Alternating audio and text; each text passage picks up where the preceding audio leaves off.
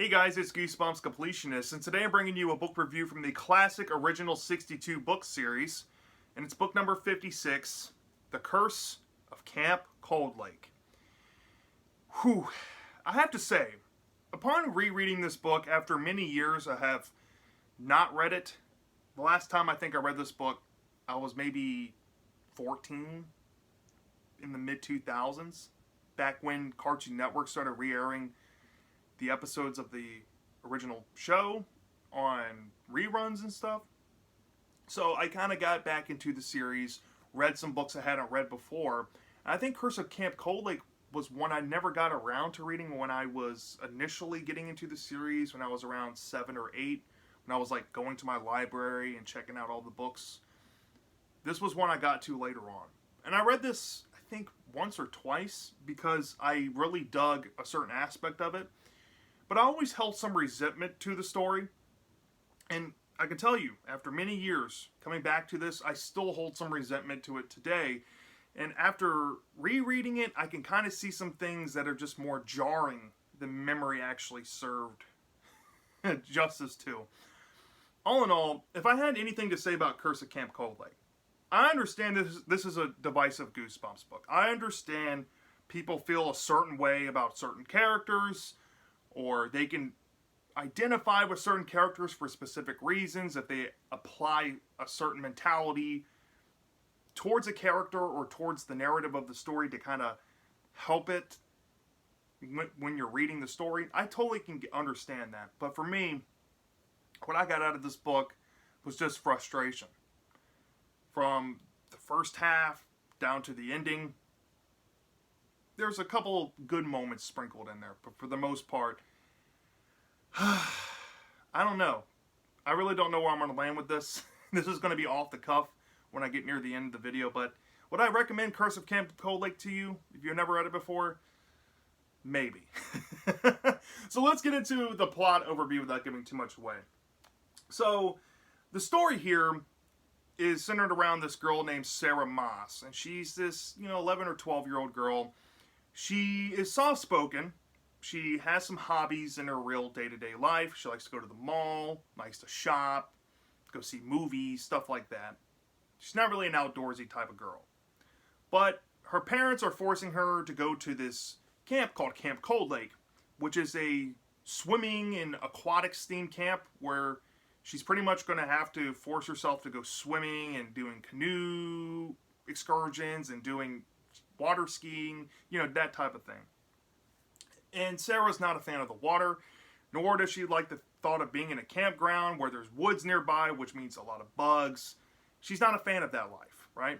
But she's going on this trip because her parents think it would be good for her to, do something outside of her comfort zone. And also, her brother Aaron really wants to go to this camp and thinks that it would be fun to have a sister to come with him. So she reluctantly agrees. Is pretty much forced to compromise and go on this camping adventure with her brother Aaron. Now, in her monologue, which is prevalent in this book, Sarah introduces the dynamic between her and her brother, that Aaron is pretty much the polar opposite of her. He's an outdoorsy type of kid. He's also easier at making friends, fitting in, where she has a lot of issue. Like I said, she's already soft-spoken. She doesn't really have much social acuity. And as somebody who has grown up with social anxiety and ADHD and taking medication and being ostracized as a kid for it, I can totally understand the anxiety of wanting to fit in and having trouble making friends on her part. But that's a give and take as the story goes along, and we'll get into that in just a minute. But Sarah, off the bat, you feel some empathy for her. You understand why she doesn't want to be at this camp. And it's all sound and reason, right? But when she arrives at the camp, she branches off from her brother Aaron after getting off the bus, and she goes to her cabin. And she mentions that one of her big deal breakers is bugs. And when she enters the cabin, she notices that there's 3 girls there. One girl's named Meg, one girl's named Brianna, and one girl's named Jan. And her bed, the one bed left over in the bunk, is by the window where bugs can get in. And Sarah has pretty much a hissy fit over the bedding situation and pretty much demands that she gets the bed that Brianna, one of the girls, has already claimed. Well, this commotion, gets the attention of the counselor. And instead of the counselor trying to compromise with Sarah on the spot, he pretty much asked Brianna to give up her bed and trade with Sarah so she doesn't have to sleep in the bed she doesn't want to sleep in. And this snowballs pretty much the rest of the book. This inciting incident here. Brianna reluctantly agrees and takes the higher road and tries to be fake nice to Sarah about it. And Sarah at first is upset because she didn't mean to come off, that bratty. But she also doesn't apologize to Brianna. She just says, hey, thank you for understanding and switching beds with me. And Brianna, understandably, wants a little payback for having to give up her bed because Brianna mentioned to her beforehand that she wants to spend the summer at camp with her best friend Meg, who she met last year at the camp beforehand, and they wanted to continue a tradition. And since Sarah didn't want to compromise, Brianna now has painted Sarah as this prissy, bratty type of girl. But we know Sarah in her monologue to be not quite that way, but it gets worse. So Sarah is mentioning that she's just having trouble making good first impressions, and the only other ally she could possibly have, she ends up accidentally pouring out a backpack belonging to Jan, the other girl, after Jan gave her a warning that it wasn't her backpack to be pouring out. And Jan's revealed to have an asthma inhaler, and Jan's embarrassed because she doesn't want to reveal to everyone that she has asthma. And Sarah feels bad about it in her monologue and tries to apologize and says it was an accident. But Jan's like, well, I told you that it wasn't your backpack, and now everybody's going to know my secret, and if the secret gets out, I'm going to blame you. Well, as the story goes along, there's a campfire, right? And Sarah is at this campfire. She's not really happy to be there. She interacts with her brother Aaron, saying that she's having trouble making friends, and Aaron tries to coach her, and she tries to make best of the situation. And Brianna and Meg are fake to her and pull a prank on her after trying to say, hey, look, let's let water be under the bridge, right? And they put a snake on her back, and this freaks Sarah out, and pretty much the whole camp laughs at her, right? Sarah gets embarrassed, and to make matters worse, later on, there's two inciting incidents that kind of just make this first half of the book just intolerable for me. One of them is the fact that Jan, since her secret actually got out to the counselors about her having asthma, she now can't go on and do certain things that she was looking forward to do at camp. So she is pretty much paired to go into the lake one day on this canoe excursion with Sarah. And throughout the campfire in the previous scene, there is a camp counselor called, I think, Liz, who's going over these tremendous rules about the lake, and this buddy system is the golden rule and things you shouldn't do in the lake. And Sarah's like, well, why are there so many rules? And she hasn't really been able to put her finger on it. Well, her and Jan go out into the lake away from everyone, and Jan corners her and says, hey, you're the reason why I can't do these excursions. I blame you, and I told you I would blame you. Plus, Meg and Brianna are upset that you ruined the thing they wanted to have going in this during the summer. So I'm going to get a little payback on you. I'm going to knock you into the water. And because I think there's an implication that Sarah is not a fan of the water, right? Sarah's like, I'm not a good swimmer. Please don't do this. But Jan does it anyway and rocks the boat, swims back to shore, leaves Sarah out in the water by herself. And pretty much all the camp looks on at what happened. And Jan's like, oh, Sarah tipped the boat over on purpose. And now all the girls had to go to, or all the campers, I should say, had to go to this meeting about lake safety. And all the campers now hate Sarah. And to make matters worse, Sarah, I think maybe beforehand of this event, thought it'd be funny to get some revenge on Meg and Brianna by putting some spiders she found in the woods inside of a flashlight and try to put it in their beds to get some payback. But Jan kind of caught her in the act And as the event unfolded and these spiders unfortunately bit these girls and they had to go to the night nurse, Jan squealed on her. And Sarah was upset that Jan squealed on her and told on her. And that to me really kind of took me away from my empathy with Sarah for the rest of the story, because at first I thought she was just having trouble making friends, but then now she's like, well, now you're ratting on me. Now she, from this point on, just comes out as an unlikable brat until the mid-section of the book, which is easily the most controversial part. So Sarah has trouble making friends. She wants to leave camp. She talks with her brother Aaron, and Aaron pleads with her not to leave, right? So Sarah's like, well, if I'm going to stay, I only have one option left. I need to do something drastic to make everybody want to be my friend again. And her conclusion is to have a drowning event where she pretends to drown, and she thinks that when people come to save her and sees what she's gone through, they'll be more nicer to her, and then she'll be able to make friends that way. Yeah, that's in a Goosebumps book. Well, the event happens. She stages this whole plan, and she's pretty much in a very prolonged scene in the mid portion of the book. She's like going through this fake drowning that actually turns into real drowning. And as somebody who has had close calls with drowning myself, seeing like yellow orbs forming in my eyes because of the lack of oxygen, it feels very realistic. And I'm wondering how Stein knew that was the case here. But anyway, she feels like she's been saved and she comes back to the surface. But now she enters this alternate reality, kind of reminiscent to like Silent Hill, which is really dope. There's snow everywhere. Nobody's around. It's very cold.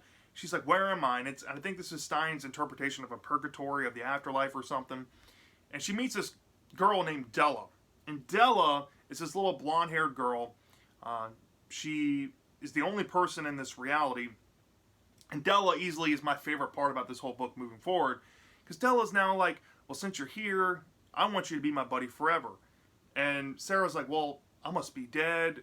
No, I can't be Della's friend. I got to go back to where I was. I can't stay here. So she pretty much forces herself out of this afterlife. And when she comes back to, I think CPR brought her back, but coming back through opened up the door for Della to come through. And I think that's how Della was able to escape this purgatory and come to the real life with her. And now Della is following Sarah around for the rest of the story, but only Sarah seemingly can see her. And Sarah tries to hold in her fear of this Della girl, and she doesn't know who to turn to about this, but all she knows is that this Della girl is getting increasingly more handsy and showing up wherever she is and making her feel uncomfortable. But her plan did work. At first, Jan didn't really buy into it, but it seems like Meg and Brianna really turned a leaf on her and wanted to be more friendlier to her. But her enjoyment for this event is squandered, like I said, because of Della. Now, as the story goes along, Della's in and out, right, scaring poor Sarah, because Sarah does get a little more likable from this point on. You can see that she's trying to hold on to staying at this camp for her brother Aaron, even though she really wants to leave. She's contemplating cutting through the woods to the next town, but she doesn't really have a solid plan on that. And plus, Aaron, every time she talks with Aaron, it talks some sense into her. Well, it comes to a point where, let's say some iffy things happen, and there's a scene involving her doing these excursions, which in the first part of the story, she says she hates water and has no interest doing, but all of a sudden she's doing this stuff. It seems kind of out of character for her. Why is she acting this way? But besides the point, she's like out water skiing. She has an accident because of Della. She ends up driving the boat or something. And there's a whole scene where Della tries to run her over with a boat, and there's a graphic, very close call with a boat motor. That's like straight out of books like movies like Sleepaway Camp. And I was like, wow, that was some good stuff. Some great tension with Della in the second half here. Scenes like that, right? I don't want to spoil too much. I want you all to go into them kind of blind, in case you haven't read it. But it culminates where Sarah's like, I've had enough of Della. And she goes and tries to talk with the counselors, and the counselor's like, well, nobody's ever drowned in the lake here. we don't know what you're talking about. And Sarah seems to think, well, some girl must have drowned in the lake, because when Sarah drowned, it brought her to Della. And she tries to bring up Della, and they don't seem to have an answer to it. So Sarah's like, fine, I'm just going to leave. I'll tell Aaron about it later. Whereas he's trying to leave, she has this interaction with Brianna, which is one of her bunkmates. And Brianna seems to be watching her and giving her weird messages. And she's like, I don't know what to think of this. But she goes off into the woods anyway. And she ends up coming to face with Della. And Della's like, look, you're going to be my best friend forever. And there's a whole plot twist revealed about Della and how she actually died. And pretty much her plan with Sarah the whole book. And then there's a left field twist involving Brianna that comes out of nowhere that recontextualizes the story, makes no sense in the process, and may or may not involve Della. And I'll leave it at that. And then we get the ending we get that pretty much serves as a, just desserts for Sarah for her actions of the story. And that's where I'll leave it. And that's essentially what you're going to expect out of The Curse of Camp Cold Lake. Now, off the bat, if I had any positives with this book, right, I'm going to be honest, the first 50 pages were rough. The only thing I liked out of the first 50 pages was the brother Aaron. Every other character from the first 50 pages were not likable. They all had their understandable issues with each other that I can empathize with individually. But it just got progressively more catty, more, nonsensical, and the revenge side of things. And it just kind of took away all empathy I had going for the main character, Sarah, when she decides to stoop to their level. And it's a rough read. But when you get to that halfway point with Della, when Della comes into the story, Della is easily the best part of this book. She's probably one of the greatest Goosebumps villains of all time. She is willing to hurt a kid. And I'm not kidding. She is sinister, she's playful, she's maniacal, she's creepy. I mean, she's pretty much a perfect package Goosebumps villain. And the second half of the story, when Sarah stops giving her monologue that's backwards and saying, I didn't mean to do this, but she doesn't really own up and any accountability and apologize to the girls for actually what she did, and the story kicks on to her just trying to survive Della, that's a better story, and I'll take that over the first half any day. And I pretty much loved everything about it up until the ending of the story. The ending fumbles the ball, but man, that's page 51 to 60, or to page 100 something, is good. For a 114 page story, that part was great. But everything else is a negative to me. Like I said, the Aaron in that little section of the book I liked. Everything else I can live without. I guess I'll start with the ending, because the ending is the least egregious part of it. The ending is so infuriating. The reveal with Brianna not only makes no sense, and it forces you to recontextualize the whole events of the story, but it doesn't follow the book's continuity with how these ghosts operate in the story. Della is talked about in the story to be translucent, and you can see light coming through her. But the twist with Brianna, maybe being tied to that, mild spoiler, looks like a totally normal human. The motives just don't make sense. I mean, at first, it kind of does, but then when you get the actual ending of the story, and the story wraps up with the twist, that motive just backhands itself. It makes no sense. Nothing about Brianna's reveal makes any sense. And then when you're getting down to Della, right? Della, like I said, is one of the best parts of the whole story, but how she's treated in the final act, I get the theme, I get it, but I wish they didn't do her as dirty as they did, right? And the whole, I do like the subversion of where she actually died and all that, but the execution of it just falls flat on its face. The ending is probably one of the most convoluted, just sloppy endings I've ever read in Goosebumps, period. I have no words. Right? And on top of that, right, there's a point in the story where when Sarah starts being friends with these girls, she joins the buddy system, and the ending's like, oh, Brianna's her buddy, but Jan was actually her buddy. Like, it's stuff like that. It just feels lazily put together. Stein was like, all right, well, time to wrap up this book. Throw a random ending in there. Kids will buy it anyway. That's how it feels. I hate the ending to this book. Not to mention, the biggest sin of this book is the first 50 pages, y'all. I said before, I could plug myself and empathize with Sarah as somebody who has had ADHD and social anxiety growing up. You know, I'm being honest with y'all. For example, when I first started this YouTube channel, going face-to-face on videos, I had tremendous anxiety putting myself out there on the internet. I've struggled with that. I still kind of struggle with it today, right? Just talking aimlessly into a camera for you all gives me anxiety for some reason. I can't explain it. I can understand a lot of facets of Sarah's personality. I mean, I can totally understand not being able to make friends that easy. I don't have that many friends myself. I do say the wrong things when I don't intend to say the wrong things. I think for that, she's relatable to me. And I think that did hold up for a good amount of the portion of the book. But the problem with Sarah, and I think why I just came to the conclusion that she comes off like a brat, is that while that's there with her character, she has these activities she does at home, like shopping and liking to spend money.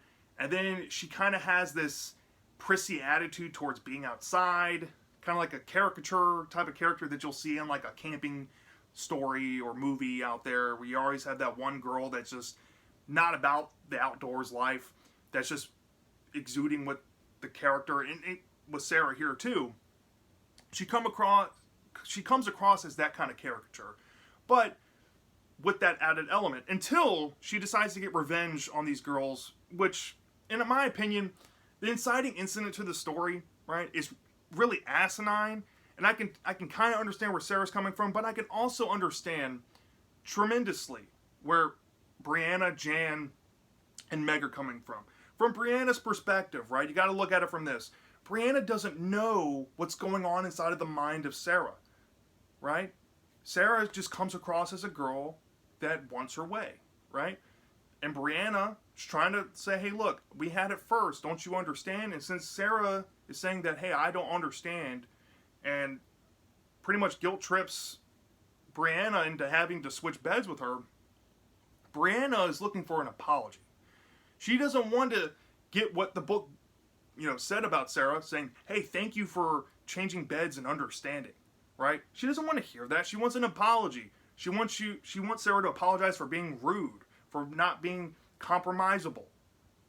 Sarah doesn't have, I guess, that awareness, but she doesn't do it, right? And the simple solution for Sarah in the whole book, and I'll say this, all she had to do was make a gesture. Hey, maybe I was acting out of line. Why don't, if you want your old bed back, you can have it. Try to make bygones be bygones. Just do it like that. Be the better person. With Jan, specifically, Jan, she had a secret exposed about her that she didn't want other people to know. I had sports asthma. I had to take a sports inhaler when I was playing sports. I understand it's embarrassing, to take an inhaler with your teammates. You look kind of lame. I empathize with Jan too. And Jan, for her, what Sarah did took away all the enjoyment she could have had at the camp for stuff that she was looking forward to. And Jan, understandably, was frustrated with her.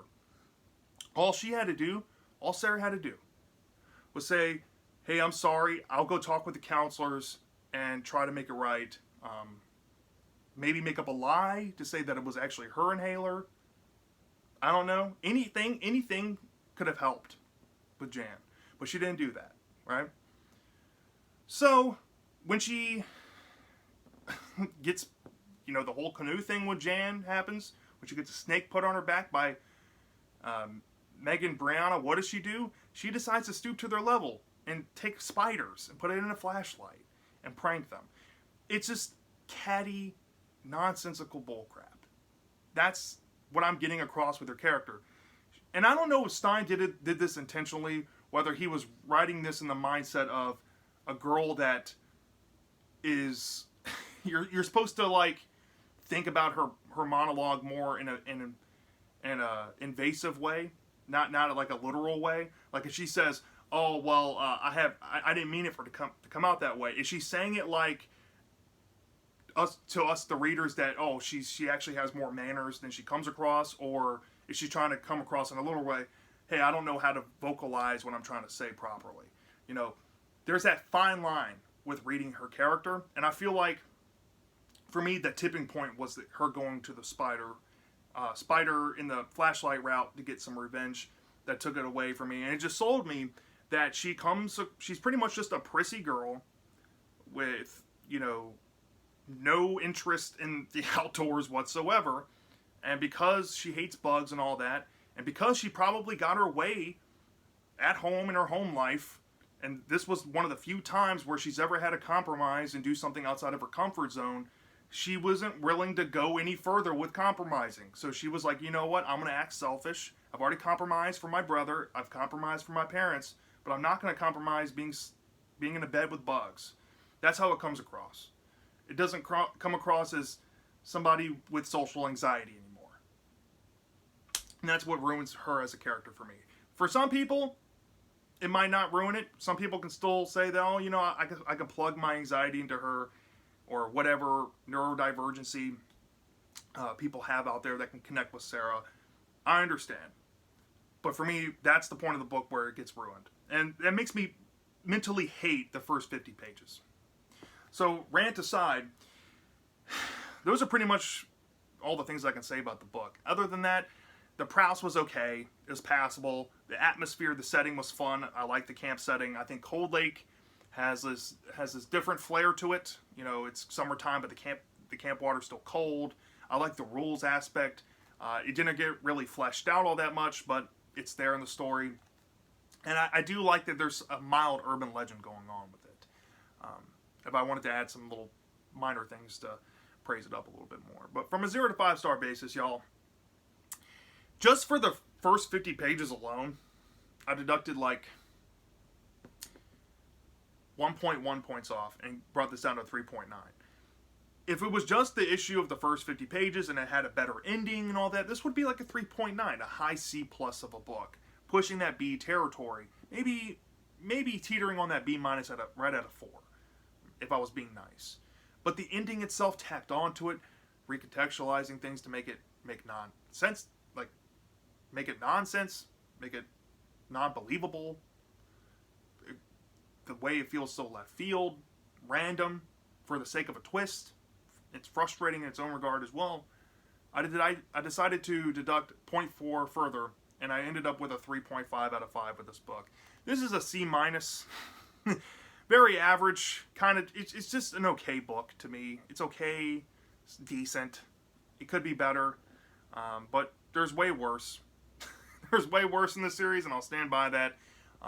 Just if Stein knew how to tie the story a little bit better, and like pretty much took the first 50 pages and just reworked them in a smarter way, and made it more thematical and made it more of a deeper story, then this could have been way better. But what we got here is just a big old mess, and I'm not a fan of it all that much. But would I recommend it? I guess. It's in the territory of like books I might reread again. I'll definitely reread this for Della, but everything else I can live without. So yeah, that's my thoughts on The Curse of Camp Cold Lake. Let me know down in the comment section. Do you love this book? Do you hate this book? I'm dying to know. And I'll see you next time.